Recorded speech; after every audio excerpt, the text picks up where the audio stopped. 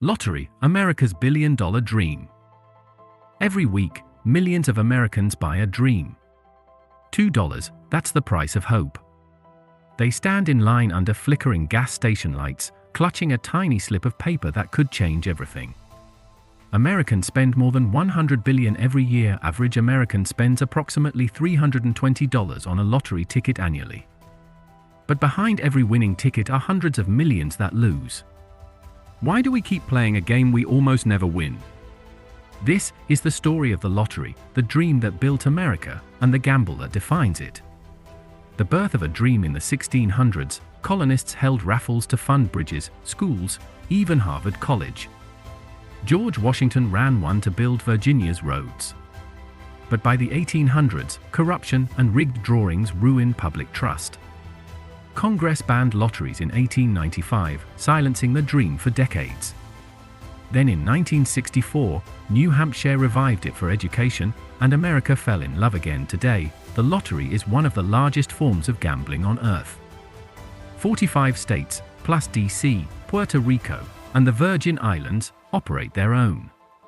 Together, they generate over $100 billion a year in ticket sales. The Powerball draws 3 nights a week. To win the jackpot, match 5 white balls and 1 red. The odds?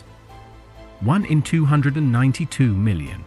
That's like flipping a coin 28 times in a row and landing heads every time.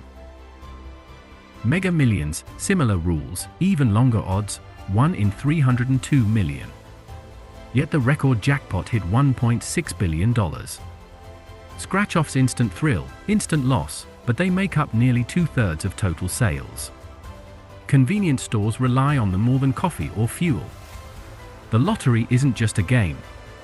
It's an economy. Many players believe their lottery dollars go straight to schools, and some of it does. But the truth is more complicated. On average, for every $1 spent on a ticket, 50-60 cents goes to the prize pool, 10 cents covers retailers and admin costs, and about 25-30 cents is left for the state government. Each state decides how to spend its share. Others fund veterans programs, parks, environmental projects, or public safety. Winners choose between a lump sum, about 60% of the prize, or annual payments over 30 years. Most take the lump sum. Behind every drawer is a business model perfected over decades. The lottery market hopes to appeal to every income bracket, but studies show the poorest Americans spend the most.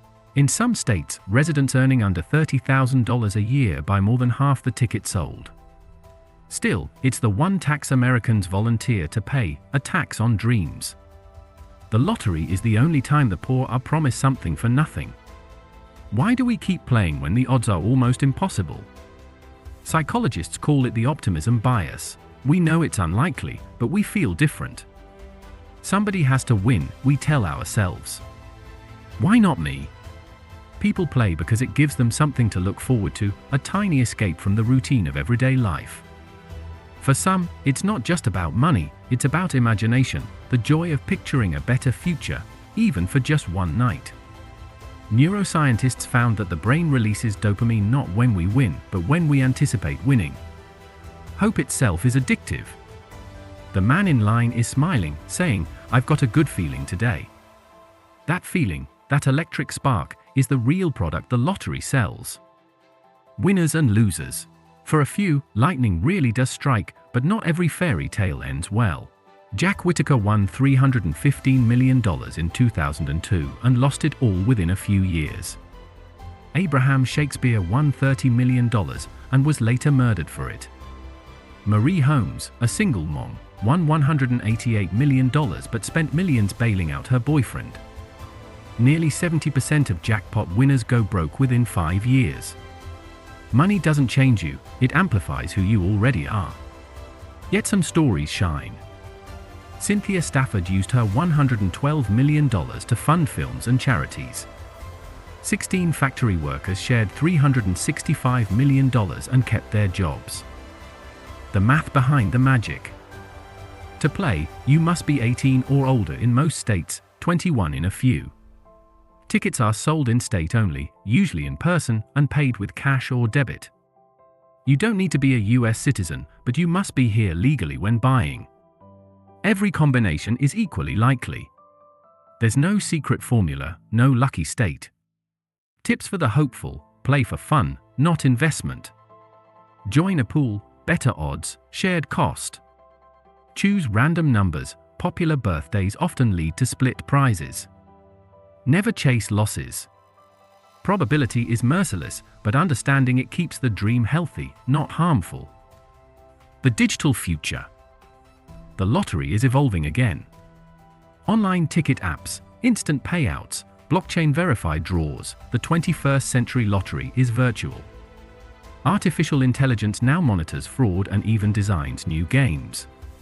But one thing never changes: our desire to believe that luck can rewrite our story. Dream responsibly. The lottery isn't evil, it's a mirror. It reflects our hunger for hope, our wish to skip the struggle, our belief that tomorrow can be brighter. A ticket won't guarantee happiness, but the dream behind it is priceless.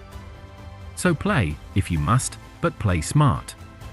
Because the real jackpot isn't in your wallet. It's in your life.